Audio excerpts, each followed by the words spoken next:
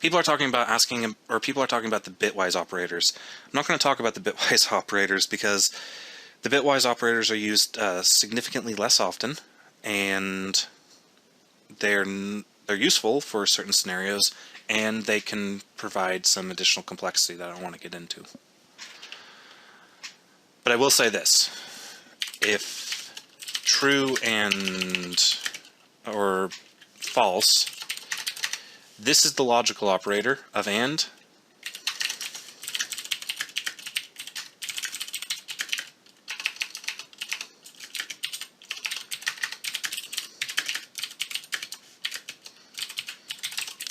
That is the bitwise AND. The difference that you need to realize is that the logical AND will have 2 ampersands, the bitwise will have a single ampersand, and they do completely different things.